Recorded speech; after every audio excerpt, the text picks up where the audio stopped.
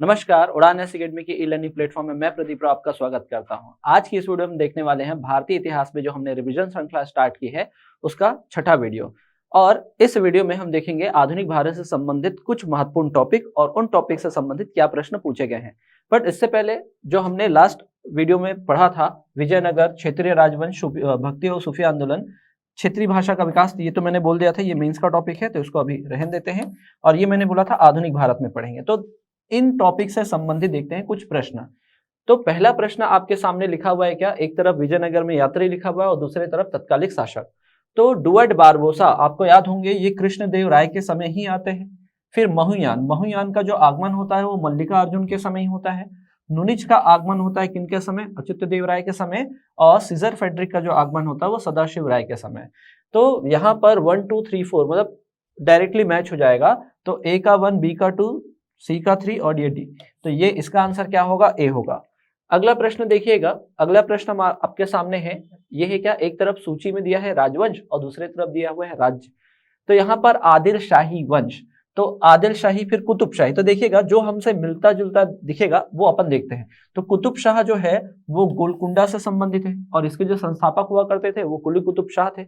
निजाम शाही जो है वो अहमदनगर में आपको मिलेंगे। निजाम शाही कहाँ मिलेंगे, अहमदनगर में। आदिल शाह जो है वो शासक रहते कहाँ की, बीजापुर के। अब बच गया कौन सा, इमाद शाही, जहाँ के शासक थे फतेहुल्ला खां और वो कहाँ के थे, बरार के थे। तो यहां से देखते हैं सी में 4 कहाँ दिख रहा है, 2 जगह दिख रहा है। फिर आप देखिएगा ए का 2, तो ए में 2 कहाँ दिख रहा है, यहां पर दिख रहा है। ठीक है, ए में 2 यहां दिख रहा है। फिर उसके बाद बी का 3 यहां दिख रहा है। ठीक, यहां भी दिख रहा है। फिर उसके बाद देखना है सी का 1, तो सी में 1 कहाँ दिख रहा है, यहां दिख रहा है। तो आपका जो उत्तर होगा वो कहाँ होगा, आपका लास्ट वाला होगा। ठीक है, फिर बढ़ते हैं अगले प्रश्न की ओर। अगला प्रश्न आपके सामने लिखा हुआ है क्या, कश्मीर का शासक जो कश्मीर का अकबर नाम से जाना जाता है। ये प्रश्न मेरे ख्याल से आप सबको इसका आंसर पता होगा। तो ये मान के चलिएगा ये प्रश्न 1 है जिसका मैं आपसे क्या पूछ रहा हूं, उत्तर पूछ रहा हूं। तो इसका उत्तर जो है आप कमेंट बॉक्स में हमें दीजिएगा। विजयनगर काल में ग्रामीण शासकीय इकाई पर शासन के लिए 12 व्यक्तियों को नियुक्त किया जाता था, जिसे कहा जाता था। ये रहा आपका प्रश्न नंबर 2। आप हमने लास्ट क्लास में इसे पढ़ा भी था। ठीक है, इसका भी आप हमें उत्तर दीजिएगा कमेंट बॉक्स में। तो पहले और दूसरे का कमेंट बॉक्स में हमें आंसर देखते हैं आपको कितना याद है बीते हुए क्लास का और आपकी तैयारी कितनी हुई है। अगला प्रश्न आपके सामने लिखा हुआ है, एक सूची 2 को सूची 1 से मिलाना है, ये समझिएगा। मतलब एक सूची को दूसरी सूची से मिलाना है। एक तरफ लिखा है बड़वा, वेशवेंग, राय और गणपेंद्र। तो कुछ अटपटे से शब्द आपको यहाँ पर दिखाई दे रहे हैं। अब बड़वा शब्द नहीं पढ़े होंगे, लेकिन वेशवांग जब आप सामाजिक स्थिति पढ़ते हैं विजयनगर में तो ये बोला जाता है दासों का जो क्रय विक्रय होता था ना, ये कहलाता था। फिर विजयनगर काल में राजा को क्या बोला जाता था, राय पुकारा जाता था। तो ये भी हमें पता है। ठीक है, तो इतना 2 तो देखिएगा। तो बी में 2 कहाँ कहाँ दिख रहा है, बी में 2 2 जगह दिख रहा है। और सी में क्या चाहिए आपको, 1 चाहिए। तो सी में 1, तो आपका आंसर क्या होगा, ये हो गया। अब इसके अलावा भी आप क्या करिएगा, जो ऑप्शन मिला हुआ है उसको आप मैच करके देखें कि किसका अर्थ क्या होता है।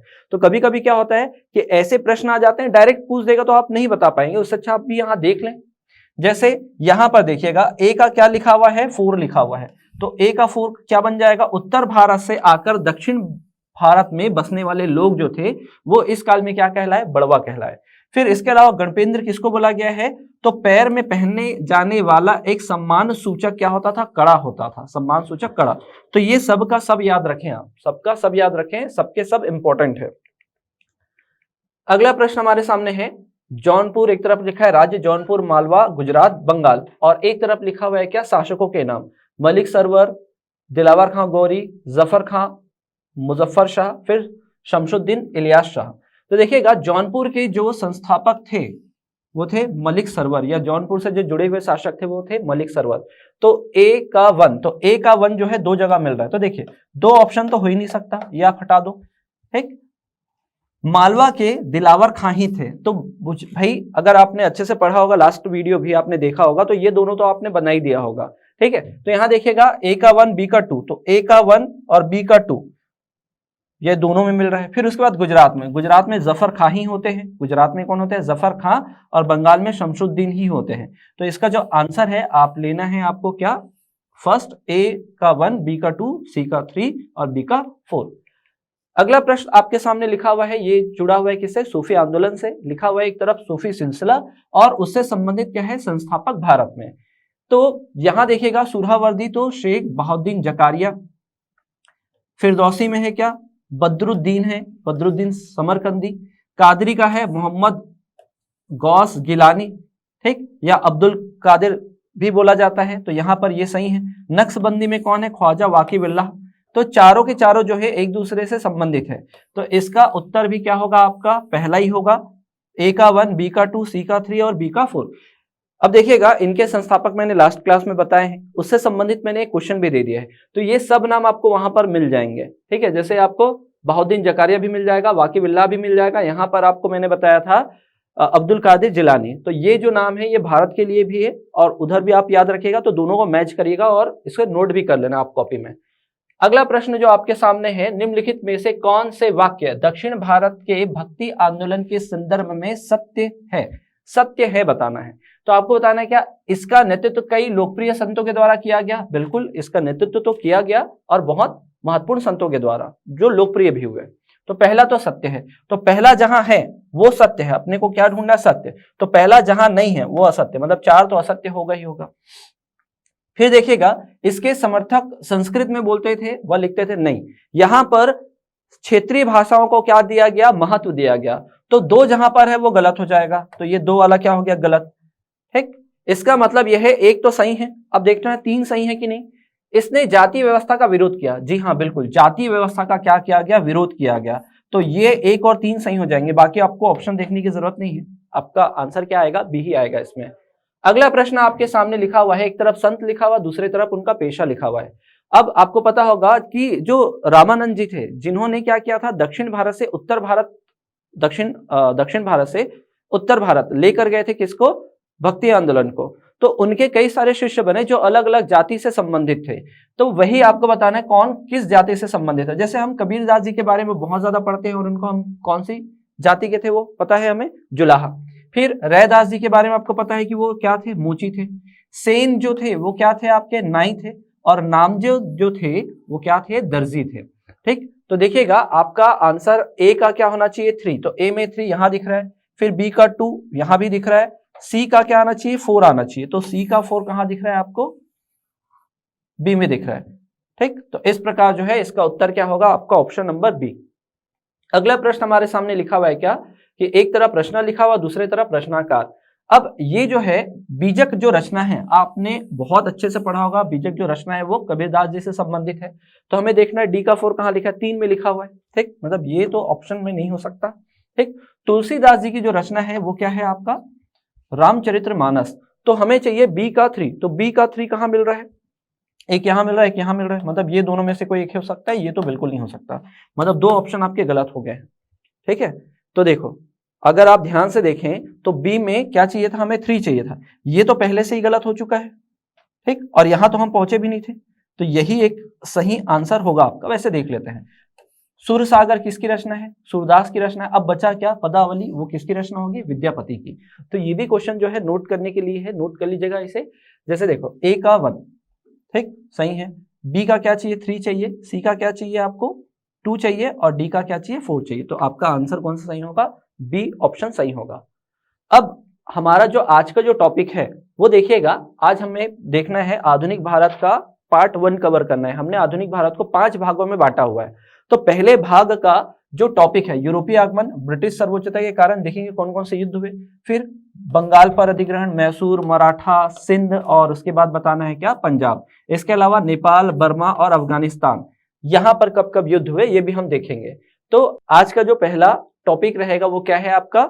यूरोपीय आगमन। तो यूरोपीय आगमन में आपको 2 प्रकार से प्रश्न पूछेगा, या तो उनका स्थापना क्रम पूछेगा या तो पूछेगा आगमन क्रम। अगर स्थापना क्रम पूछे तो थोड़ा सा चेंज होगा। जैसे देखो मैं यहां पर इतने में मैं आपको लिख के बता देता हूं। अब देखिए, जैसे मान लीजिए आप ये याद रखें, P D B D F S, P D B D F S, आप ये याद रखें, ये क्या है? आपका आगमन क्रम है। आगमन क्रम, यूरोपीय आगमन क्रम कहां? भारत में। तो पी से पोर्चुगीज, डच, ब्रिटिश, डेनिश, फ्रांसीसी एंड स्वीडिश। अगर ये आगमन क्रम ना बोलकर आपको क्या बोले स्थापना क्रम, तो आप क्या करें, इन दोनों को स्विच कर दें। डच बाद में बने, पहले ब्रिटिश कंपनी बनी। तो यहां पर देख लो, जो पुर्तगाली ईस्ट इंडिया कंपनी थी उसको बोला जाता था एस्तादो दे इंडिया, पुर्तगाल की। तो कब बना था ये? 1498 में। सबसे पहले कहां आके रुके? कलिकट में। अगर इनकी पहली अस्थायी फैक्ट्री बोला जाए तो कलिकट में ही बनी, और आगे चलकर 1503 में कोचीन में स्थापित हुई। फिर ब्रिटिश ईस्ट इंडिया कंपनी, जिसका अलग ही नाम हुआ करता था पूरा, the governor and company of merchants of London trading into the east Indies. ठीक, ये स्थापित होता है कब? 1599 में। ब्रिटिश महारानी इनको फिर 15 वर्ष का एकाधिकार देगी, और ये पहली फैक्ट्री कहां पर स्थापित करेंगे? सूरत में। लेकिन ये अस्थायी रहेगी क्योंकि बंद कर दिया जाएगा स्थानीय व्यापारियों के विरोध में। तो ये कहां चले जाएंगे? मुसलीपट्टनम, दक्षिण भारत में मुसलीपट्टनम चले जाएंगे। और 1611 में इनकी दक्षिण भारत में पहली फैक्ट्री। उत्तर भारत में पहली फैक्ट्री सूरत ही याद रखना है, दक्षिण भारत में पहली फैक्ट्री क्या याद रखना है आपको? मछलीपट्टनम याद रखना है। ओवरऑल भी अगर पूछ दिया जाए पहली फैक्ट्री कहां पर स्थापित हुई, तो सूरत ही आपको आंसर लेना है। सूरत ही आपको क्या लेना है? आंसर, अगर ऑप्शन में हुआ तो। फिर उसके बाद देखिएगा डच, तो डच कंपनी कब बनी थी? तो 1602 में बनी थी, और भारत में मुसलीपट्टनम में इन्होंने 1605 में अपनी पहली फैक्ट्री स्थापित की। फिर डेनिश, ये 1616 में बनी। त्रांकेबर 1620 में इनकी पहली फैक्ट्री स्थापित हुई। फिर उसके बाद फ्रांसीसी कंपनी 1664 में इनकी कंपनी बनी, और ये सूरत में आया, और सूरत में इनकी पहली फैक्ट्री स्थापित हुई। फिर अगर बात करें स्वीडिश ईस्ट इंडिया कंपनी की, तो ये 1731 का समय आपको याद रखना है, बाकी इधर कोई फैक्ट्री नहीं, अब कोई फैक्ट्री आपको नहीं पढ़ना है। अब बढ़ते हैं आगे। पुर्तगालीज जो कंपनी थी उसमें जो गवर्नर थे वो आपको ध्यान देना है। तो इनकी जो पहली फैक्ट्री थी 1503 में स्थापित हुई थी, ये पहली फैक्ट्री थी, ये हम पढ़ चुके हैं पिछले पेज में।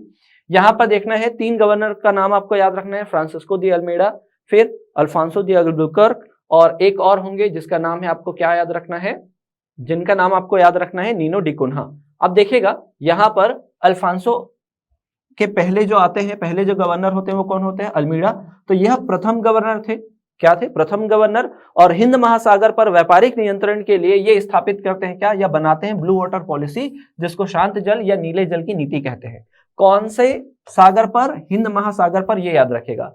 फिर अल्फांसो अल्बुकर्क, अगर मैं बात करूं इनके समय की, तो 1509 से लेकर ये 16 तक रहेंगे, 15 तक रहेंगे।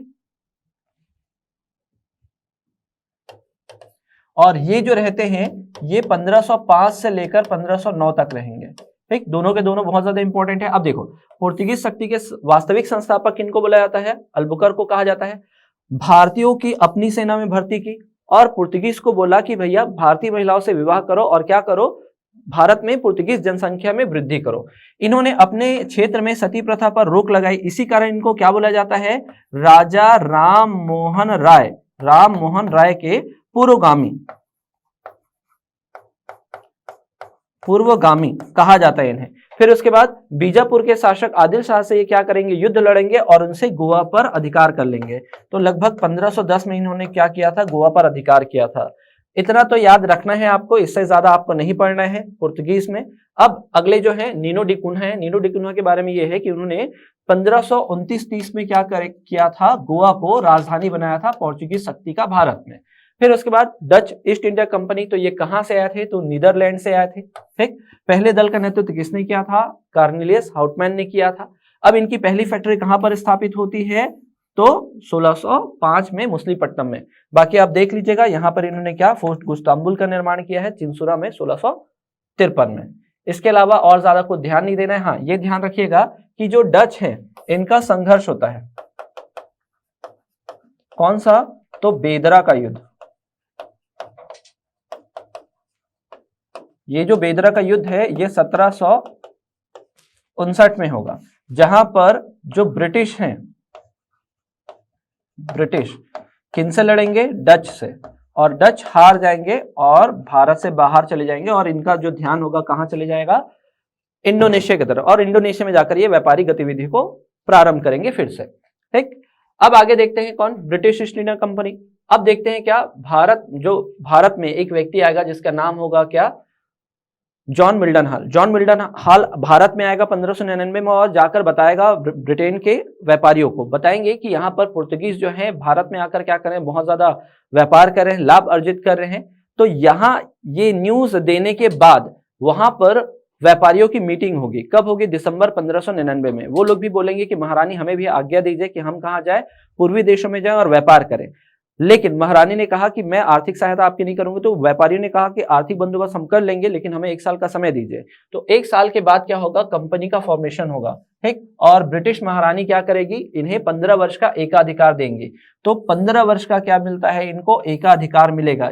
इसका मतलब यह है कि ब्रिटेन से भारत आने वाली एकमात्र यही कंपनी हो सकती थी, एकमात्र यही, east India company of Britain, ठीक है। इसके अलावा किसी और कंपनी को 15 वर्षों तक अधिकार नहीं मिलता पूर्वी देशों में आने का। तो ये याद रखिएगा।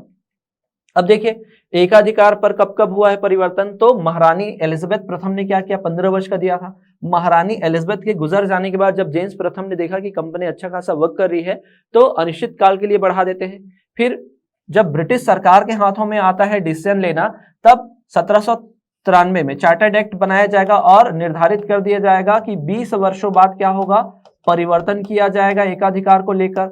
और फाइनली क्या होता है? यहां पर 1813 में एकाधिकार समाप्त कर दिया जाएगा। एकाधिकार समाप्त, तो कंपनी का एकाधिकार यहां पर क्या हो जाएगा? समाप्त हो जाएगा।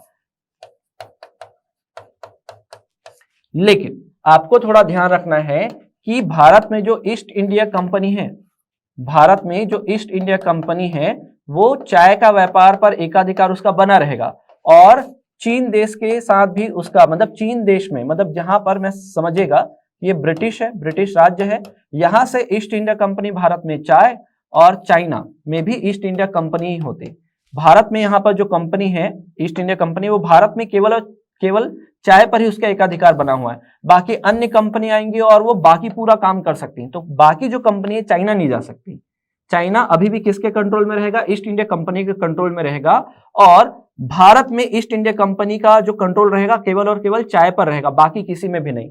भारत में बहुत सारी कंपनियां आएंगी लेकिन वो चाय का व्यापार नहीं करेंगी। तो अभी भी भारत में या पूर्वी देशों में, भारत में स्पेशली चाय और चीन के साथ व्यापार पर एकाधिकार बना रहा, लेकिन बाकी जो अधिकार थे वो समाप्त हो गए। और यहां पर याद रखना है कि जो एकाधिकार था वो पूर्णतः समाप्त हो गया। वो क्या हो गया? पूर्णतः समाप्त। तो यहां से भी प्रश्न पूछा गया, इसलिए मैंने इस टॉपिक को डील किया यहां पर। अब बढ़ते हैं आगे कि अंग्रेजों को क्या हुआ? समय समय पर कुछ फरमान प्राप्त हुए। ये फरमानों के डेट आपके लिए जरूरी है। जैसे एक शाही फरमान 1615 में जहांगीर द्वारा टॉमस रो को दिया गया। बोला गया कि ठीक है, ब्रिटिश कंपनी को 3 वर्ष का कोई भी कर नहीं देना, 3 वर्षों तक, 3 वर्षों के व्यापारिक करों से मुक्ति मिली। फिर सुनहरा फरमान बोला जाता है। सुनहरा फरमान दिया जाता है गोलकुंडा के शासक अब्दुल्ला कुतुब शाह द्वारा। बोला गया कि गोलकुंडा की जितने भी बंदरगाह हैं वो पाउंड है, तो 500 पाउंड के वार्षिक आय के बदले, वार्षिक कर के बदले क्या कर दिए जाएंगे? गोलकुंडा के सारे बंदरगाह किनको दे दिए जाएंगे? अंग्रेजों को दे दिए जाएंगे।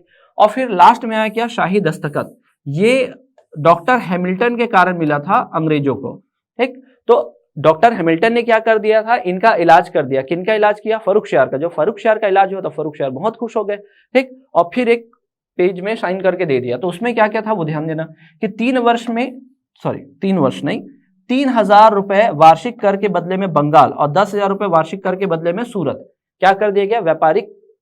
व्यापार के लिए खोल दिया गया। इसके अलावा इनको और भी पैसे नहीं देने थे, बिल्कुल भी पैसे नहीं देने थे।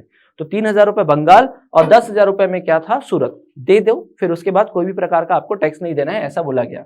फिर इसके अलावा क्या? बंबई में ढाले गए जितने भी ब्रिटिश सिक्के रहेंगे उनको मुगल क्षेत्र में चलाने का अधिकार, जो सबसे बड़ी गलती होती है मुगल शासक की। इसी को जो ब्रिटिश इतिहासकार है ओरम्स, इन्होंने क्या कहा? कंपनी का मैग्ना कार्टा। क्या कहा इसे? कंपनी का मैग्ना कार्टा कहा। तो आई होप ये 3 अपडेट बस याद रखिएगा, और किसने दिया था ये याद रखें। तो किसने दिया था? तो फर्रुखशियार ने दिया था, यहाँ अब्दुल्ला कुतुब शाह ने दिया और जहांगीर ने दिया था। शाही फरमान, सुनहरा फरमान, शाही दस्तखत। अब डेनिस से संबंधित कुछ महत्वपूर्ण पॉइंट समझिएगा। इनका जो कंपनी था ये कब बना? 1616 में, ठीक। कहां से है? डेनमार्क निवासी थे। और भारत में इनका जो पहला फैक्ट्री था कहां बना? त्रमकोर में बना, ठीक। 1620, 1676 याद रखना। बंगाल में पहुंचे कहां? सेरामपुर में। और उसके बाद 1745 तक आते आते ये सारी फैक्ट्री अपनी किसको बेच देंगे, अंग्रेजों को बेच देंगे और भारत से निकल जाएंगे। इनका मुख्य उद्देश्य रहता है धर्म प्रचार करना, और कौन सा धर्म, ईसाई धर्म का प्रचार करना। इनका मेन मकसद रहता है कि ईसाई धर्म का क्या करे, प्रसार किया जाए, प्रचार किया जाए। ठीक, तो ईसाई धर्म का प्रचार करना इनका मुख्य मकसद था। अब देखिएगा फ्रांसीसी पढ़ना है तो फ्रांसीसी कंपनी जो है इसका मूल नाम था कंपनी द एंड ओरिएंटलिस। ठीक है, द कंपनी एंड ओरिएंटलिस ऐसा नाम था, ये थोड़ा सा मिस्टेक हुआ है, इसको सही करिएगा। द कंपनी और ओरिएंटलिस इसका नाम था। इसकी स्थापना 1664 में हुई है। ठीक है, और इसको बनाने के लिए कौन काम करते हैं, तो यहाँ पर एक राजा है जिनका नाम है लुई XIV। लुई XIV के एक मंत्री है जिनका नाम है कोलबर्ट। ये पूछता है ना, तो लुई XIV के मंत्री हैं कोलबर्ट। उन्होंने पूरा का पूरा क्या किया था, बनाया था, और ये पहले मेडागास्कर द्वीप पहुंचते हुए कहां पहुंचेंगे, भारत। तो यहां पर आपको याद रखना है कि इनकी पहली फैक्ट्री, तो याद होगा अंग्रेज जहां जहां पर गए वहां पर कौन गए, फ्रांसीसी। ठीक, तो ये भी कहां गए, सूरत, और सूरत के बाद कहां गए ये लोग, मछलीपट्टनम। तो ये दो चीज याद रखेगा। आगे चलकर आप जो आपको याद रखना है ये पांडिचेरी, और लास्ट में क्या है, चंद्रगिरी, या इसी को याद रखेगा, चंद्रगिरी नहीं, इसको आप याद रखें चंद्रनगर। क्या याद रखें आप, चंद्रनगर। कहां पर, बंगाल वाला। तो बंगाल में पहले से हैं कौन, अंग्रेज, कलकत्ता शहर का निर्माण कर चुके हैं। ठीक है, और वहां पहुंच गए कौन, फ्रांसीसी। अब देखना है क्या, कर्नाटक युद्ध। तो जो कर्नाटक युद्ध है ये एक्चुअल में किनके किनके मध्य होता है, तो याद रखना है इसको बोलते हैं आंग्ल फ्रांसीसी संघर्ष भी बोलते हैं, आंग्ल फ्रांसीसी संघर्ष, आंग्ल फ्रांसीसी संघर्ष भी बोलते हैं। तो इंपॉर्टेंट है, इसमें याद रखना 3 युद्ध होंगे, कर्नाटक युद्ध 3 युद्ध होंगे, और 3 युद्धों में पहला और ये तीसरा, ये दोनों के दोनों जो हैं, ये दोनों के दोनों जो इसके कारण है वो यूरोपीय कारण है, यूरोपीय कारण, यूरोप में चालू हुए हैं और उसका प्रभाव आपको भारत में देखने को मिलेगा। ठीक है, और ये जो सेकंड वाला है ये केवल और केवल भारतीय कारण के कारण हुआ है। ठीक, भारत में इसका विवाद शुरू हुआ और भारत में इसका क्या होगा, संधि होगा। तो हुआ कब से कब, 1746 से 48, 49 से 54, 56 से 63, तो सब 1700 में। और ये अगर देखें तो आपको क्या दिखाई दे रहा है, सप्तवर्ष का, तो इसको बोलते हैं सप्तवर्षीय युद्ध। ठीक, इसमें संधि कौन कौन सा हुआ है, तो एक्सला-चैपल की संधि, पांडिचेरी की संधि और पेरिस की संधि। याद रखिए एक्सला-चैपल यूरोप में, पांडिचेरी कहां, भारत में, क्योंकि पांडिचेरी का जो मतलब ये जो सेकंड वाला युद्ध था इसका जो कारण था वो क्या था, भारतीय कारण था। इसी कारण इसकी जो संधि होगी वो कहां होगी, भारत में होगी। बाकी दो में देखिएगा मैंने कहा यूरोपीय कारण है, इस कारण इसकी जो संधि होगी यूरोप में होगी। तीसरा हुआ कहां, पेरिस, तो पेरिस की संधि कब हो रहा है, 63 में। अब इस दौरान क्या है, कुछ युद्ध भी होते हैं, तो युद्ध का नाम मैं अलग से यहां पर लिख रहा हूं, सेंट थोमे का युद्ध, सेंट थोमे का युद्ध। ठीक है, लिखिएगा कॉपी में अपने।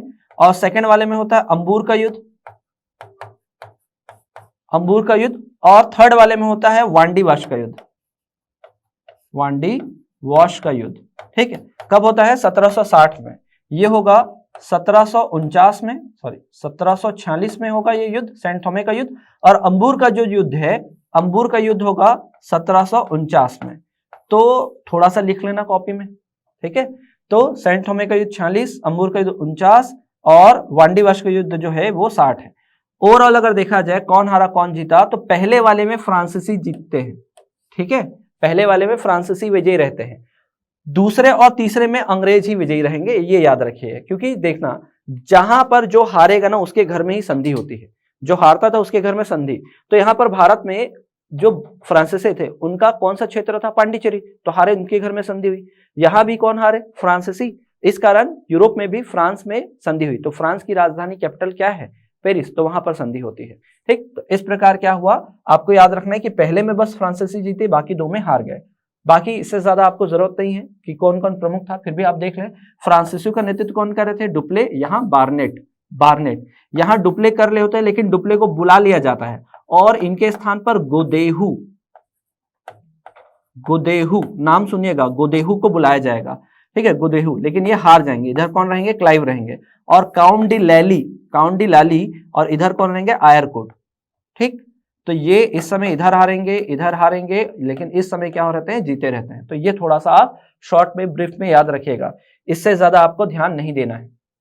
अब जो अगला टॉपिक है वो क्या है, बंगाल अधिग्रहण, मतलब अब देखना है ब्रिटिश विस्तार। तो पहला जो विस्तार है बंगाल, बंगाल के बाद मैसूर, मैसूर के बाद मराठा, मराठा के बाद सिंध, सिंध के बाद सिख, ठीक, पंजाब राज्य। तो देखो आपको डेट याद रखना है ज्यादा से ज्यादा, ठीक है। तो यहाँ देखो क्या ब्लैक होल की घटना 20 जून 56 को हुई है। यहाँ पर आप पढ़ते हो कि सिराजुद्दौला ने गुस्से में आकर अंग्रेज अधिकारियों और कर्मचारी को एक कोठरी में बंद कर देते हैं, और दूसरे दिन जब इस कोठरी को खोला जाता है तो होता क्या है, 146 में से 123 लोग की मृत्यु हो जाती है।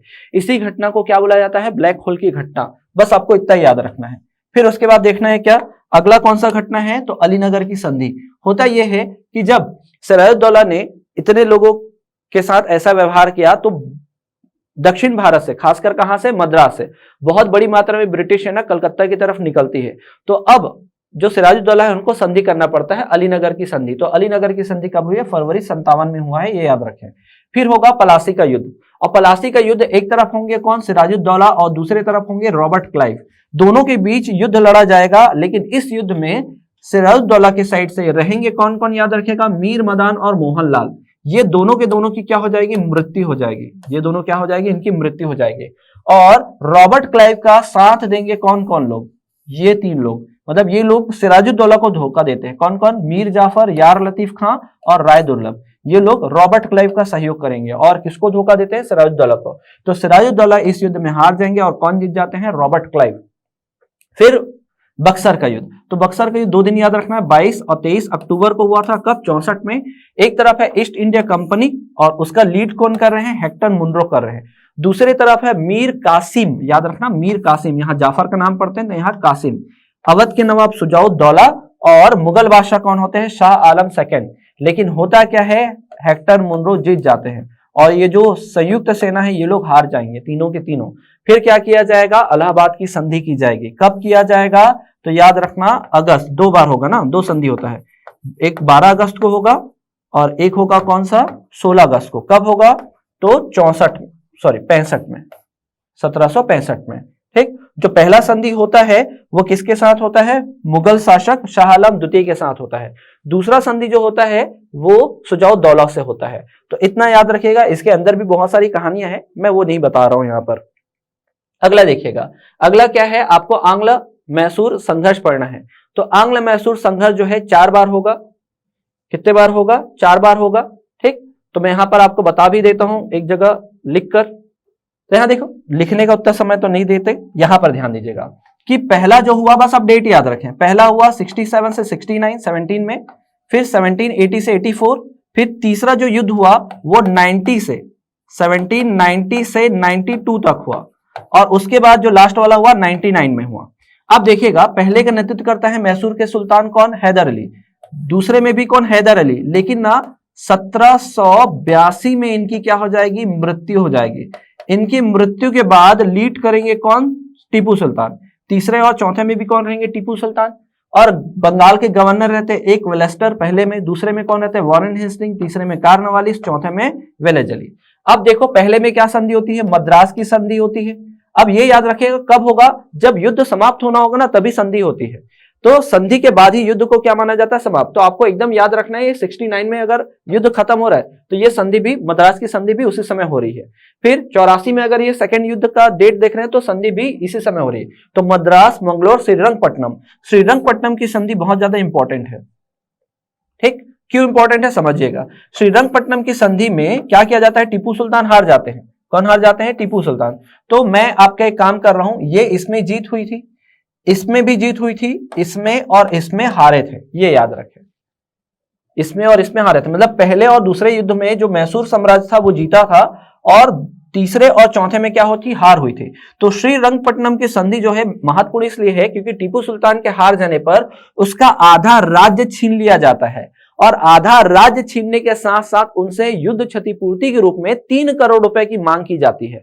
इस कारण या इस घटना के बाद ही टीपू सुल्तान को अब जो है अंग्रेजों से कोई नहीं बचा सकता। तो उनका राज्य लगभग जा चुका था, कि आधा राज्य भी चले गया क्षेत्र भी चले गया और दूसरा चीज क्या, आर्थिक क्षति भी बहुत ज्यादा हुई, मतलब 3 करोड़ रुपए इनको देने पड़े थे, किनको, कार्नवालिस को। तो कई बार क्या प्रश्न पूछता है कि तीसरे आंग्ल मैसूर युद्ध के दौरान बंगाल के गवर्नर जनरल कौन थे, तो आपको याद रखना है कौन, कार्नवालिस, ठीक। फिर चौथे में कौन थे, तो वेलेजली थे। अब चौथा युद्ध क्यों होता है, क्योंकि मैसूर साम्राज्य को वेलेजली बोलते हैं क्या, कि आप सहायक संधि स्वीकार कर लो। तो टीपू सुल्तान मना कर देते हैं, बोलते हैं कि भाई मैं एक दिन शेर के जैसे जीना पसंद करूंगा, ना कि जिंदगी भर भीड़ के जैसे, ऐसा वाला कथन आपको याद रखना है। तो यहां पर क्या होगा, टीपू सुल्तान युद्ध लड़ेंगे और युद्ध में पराजित हो जाएंगे। तो फिर ये मैसूर साम्राज्य को वापस दे दिया जाएगा, किसको, वाडियार वंश को। और वहां के शासक कौन रहते हैं, चिक्का कृष्णराज। चिक्का कृष्णराज क्या करेंगे, हस्ताक्षर कर देंगे, कहां, सहायक संधि में। तो इतना ही पढ़ना है आपको, कहां, आंग्ल मैसूर संघर्ष में। अब अगर बात करें शिवाजी वाला सेक्शन में, मराठा में, तो पहला समय है क्या, शिवाजी का। तो शिवाजी का जन्म कहां हुआ था, 1630 में। हालांकि शिवाजी का जन्म के लेकर दो कॉन्सेप्ट चलते हैं, मैं वो नहीं बताऊंगा, बस याद रखना 1630 अभी, ठीक। कहां, शिवनेर किले में हुआ था, कहां, ये पुणे में है। पिता का नाम था शाहजी भोसले और माता थी जीजाबाई, ठीक। तो बेसिक चीज याद रखना। और भी है, जैसे इनके आध्यात्मिक गुरु थे रामदास, और जो राजनीतिक गुरु थे वो थे दादा कोंडदेव, जिन्होंने इनको युद्ध कला सिखाई थी, जिसमें मुख्यतः क्या था, गुरिल्ला और छापा मार पद्धति। अब देखिएगा, जो बहुत ज्यादा इंपॉर्टेंट है शिवाजी से संबंधित, तो अभियान। तो 1643 में इन्होंने सिंहगढ़ पर अभियान किया, 46 में तोरण का किला जीता, 56 में याद रखना है रायगढ़, जो आगे चलकर शिवाजी की क्या बनेगी, राजधानी बनेगी। क्या बनेगी, राजधानी। फिर उसके बाद पहला मुगलों से संघर्ष कब होता है, 1657 में। फिर औरंगजेब इनको रोकने के लिए क्या करेंगे, 3 प्रयास करेंगे। तो पहला प्रयास अफजल खां, दूसरा प्रयास शाइस्ता खां, तीसरा प्रयास किनके द्वारा किया जाएगा, जय सिंह के द्वारा। तो अफजल खां का वध करेंगे अब 1659 में, बस इतना याद रखना, इससे ज्यादा नहीं। फिर उसके बाद क्या, शाइस्ता खां को परास्त करेंगे, ठीक। फिर उसके बाद सूरत की लूट होगी। तो सूरत का जो प्रथम लूट है वो कब है, 1664, दूसरा लूट है 1670, तीसरा लूट है 1672। तो कहा जाता है कि पहला जब लूटते हैं ना सूरत में मुगल अड्डों को शिवाजी, तो 1 करोड़ से भी अधिक का धन इनको क्या हुआ रहता है, प्राप्त हुआ रहता है, ठीक। तब जब सूरत की लूट हो जाती है, ये दोनों सेनापति मारे जाते हैं औरंगजेब के, अगर ये मारे जाएंगे, ये भाग जाएंगे, तो बचा कौन, अब अकेले कौन है अभी, शिवाजी।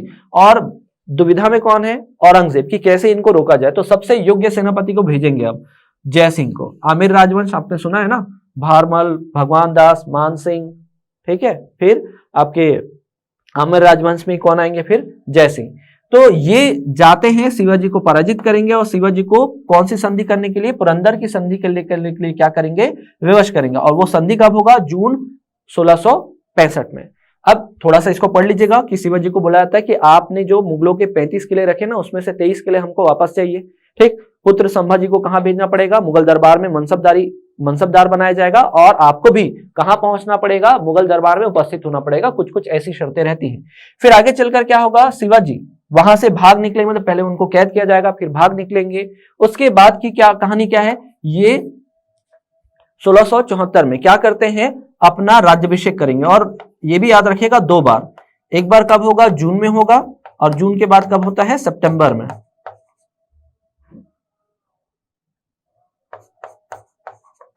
सितंबर में, ठीक, दोनों डेट याद रखिएगा। और जो इनका अंतिम अभियान होता है वो है कर्नाटक के जिंजी में, ठीक। और ये ध्यान रखिएगा, जिंजी इनका दक्षिणी स्वराज की क्या बनती है, राजधानी। मतलब जितना भी इनका प्रांत था उसमें जिंजी जो था वो दक्षिणी राजधानी कहलाती थी।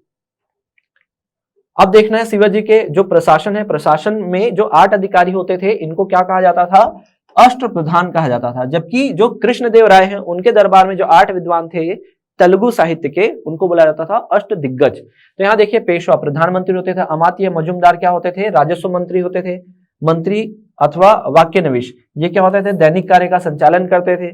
फिर सचिव, सुरुनवीस, और क्या है, चिटनीस, ये क्या होते थे, पत्राचार विभाग को देखते थे। सुमंत या दबीर विदेश मंत्री होते थे। फिर उसके बाद देखते हैं सरे नौबत अथवा सेनापति या सेना का प्रमुख अधिकारी होता था। पंडित राव और न्यायाधीश, ये पंडित राव धार्मिक मामलों का प्रमुख और न्यायाधीश क्या होता था, न्यायिक मामलों का प्रमुख।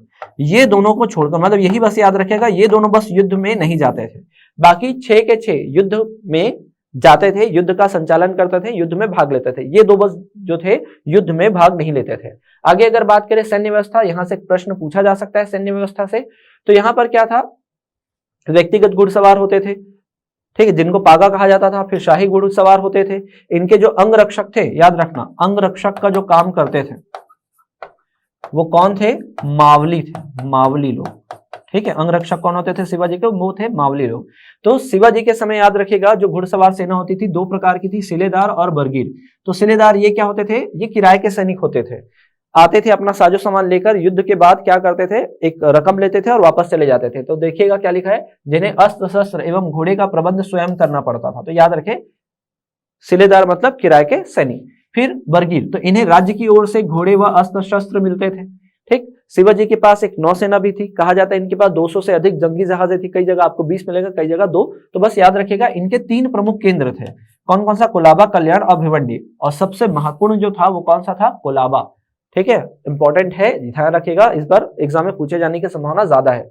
वही एक चीज और याद रखिएगा, सरंजाम या मुकासा क्या होता है? तो शिवाजी ने भी दिल्ली सल्तनत, विजयनगर, मुगल काल जैसी व्यवस्था प्रारंभ की। इन्होंने देखा कि जो सैन्य अधिकारी हैं उनको कार्य के बदले वेतन के स्थान पर क्या दे दिया जाए? बड़ा जमीन का टुकड़ा दे दिया जाए, जिससे वो अपनी आय का साधन वहीं से निकाल सके, वहां से उनको राजस्व मिले और वही उनका क्या बन जाए? वेतन बन जाए। तो वही चीज जो है क्या कहलाता है यहाँ पर? सरंजाम और मुकासा।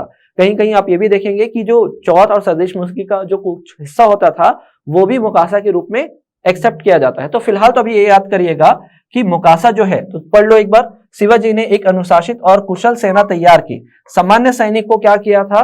नगद भुगतान किया तथा लेकिन बड़े बड़े सरदारों और सेनापतियों को भुगतान जागीर के रूप में किया। इसी को क्या बोला गया? सरंजाम या मुकासा। ठीक, तो ये बहुत महत्वपूर्ण है, पूछा जा सकता है आपको। इवन छत्तीसगढ़ के इतिहास में भी इसे पूछा जा सकता है। अगला देखिएगा भूराजस्व। तो भूराजस्व याद रखिएगा, भूमि कर लेते थे और किस पर आधारित थी? इनकी भू राजस्व व्यवस्था जो थी वो रैयतवाड़ी पर आधारित थी, रैयतवाड़ी प्रथा पर आधारित थी, जहां पर टैक्स की जो मात्रा होती थी वो कितना होता था? 33 से 40% तक होता था। 33 से 40 इसलिए याद रखना है क्योंकि पुरंदर की संधि से पहले ये कितना लेते थे? 33% टैक्स, और पुरंदर की संधि के बाद कितना लेते थे? 40%। ये दोनों याद रखेगा। और रैयतवाड़ी से क्यों? क्योंकि ये जो मराठा थे ये स्वतंत्र राज्य स्थापित करने के पूर्व क्या थे? अहमदनगर में मलिक अंबर के यहाँ क्या करते थे? कार्य करते थे, प्रशासनिक और सैन्य कार्य। इसी कारण इनका भी जो भू राजस्व विधि थी वो रैयतवाड़ी व्यवस्था पर ही क्या थी? आधारित थी। चौथ क्या होता था वो देखिएगा, यह पड़ोसी राज्य से लिया जाने वाला क्या होता था? एक ऐसा कर होता था जो क्या किस लिए लिया जाता था? ताकि उस राज्य की सुरक्षा हो। ठीक, इसका मतलब समझिएगा कि ये राज्य ए है और राज्य बी, मतलब ये मराठा राज्य है। तो मराठा राज्य ए क्या बोलेगा बी को कि आप अपनी सेना, मतलब आपको सुरक्षा चाहिए तो हम सुरक्षा देंगे, लेकिन अन्य से, लेकिन आपको क्या देना होगा? आपके राज्य के उत्पादन का 1/4 हमें देना होगा। वही क्या कहलाता था? चौथ कहलाता था।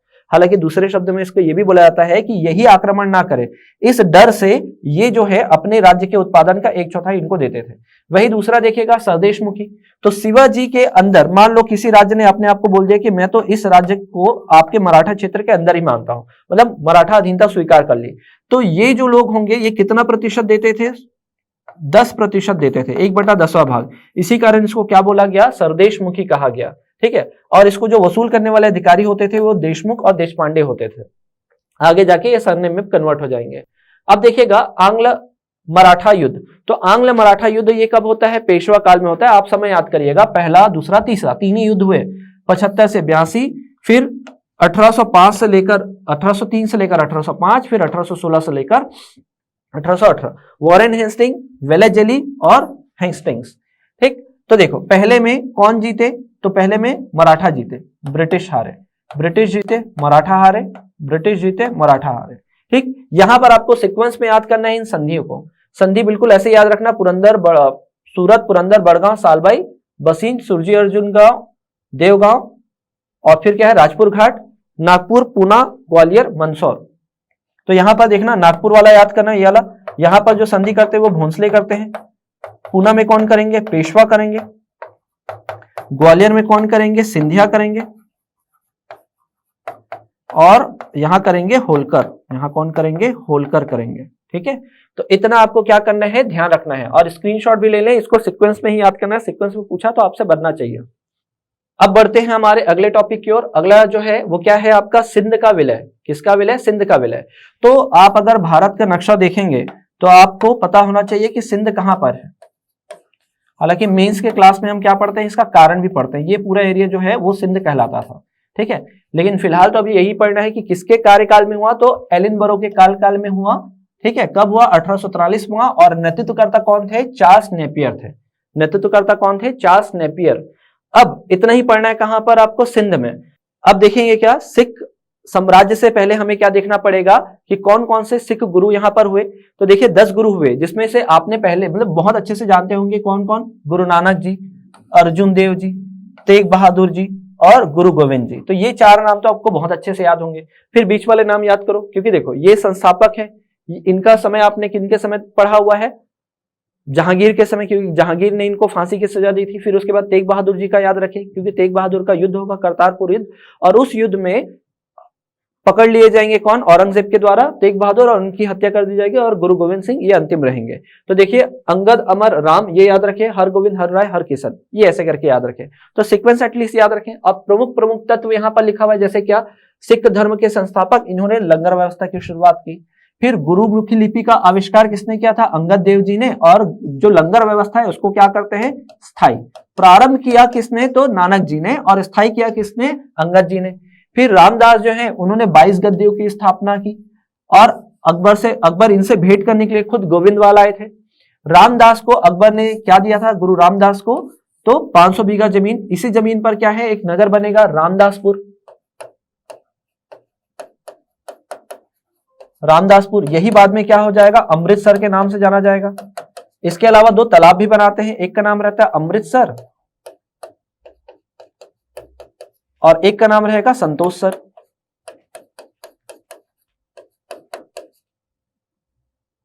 ठीक, संतोषसर। और इसी अमृतसर में क्या बनेगा, अमृतसर जो तालाब रहेगा उसके बीचों बीच क्या बनेगा, स्वर्ण मंदिर, मतलब हरमिंदर साहब मंदिर की स्थापना कराएंगे कौन, अर्जुन देव जी।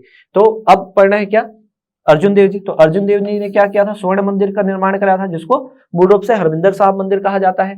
ठीक है, इसके बाद आपको याद रखना है क्या, हरमिंदर साहब के बाद आपको याद रखना है कि इन्होंने आदि ग्रंथ जो है गुरु ग्रंथ साहब उनकी रचना की थी, और जहांगीर ने इनको फांसी दिया था। क्यों, क्योंकि इन्होंने क्या किया था, जहांगीर के पुत्र खुसरो की मदद की थी।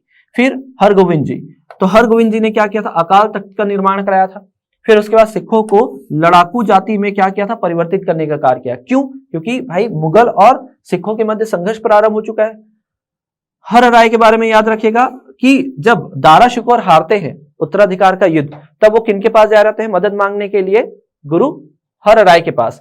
और हर राय के इस कारण क्या करते हैं, औरंगजेब से इनका मतभेद होता है। जो हर किशन होता है उनकी मृत्यु जल्दी हो जाती है, चेचक रोग रहता है इन्हें। और तेग बहादुर, करतारपुर युद्ध होता है, और करतारपुर युद्ध में तेग बहादुर को पकड़ लिया जाएगा औरंगजेब के द्वारा, और इनकी हत्या कर दी जाएगी। फिर अंतिम है, याद रखिएगा, गुरु गोविंद जी, इन्होंने खालसा पंथ की शुरुआत की थी। कब, 1699 में।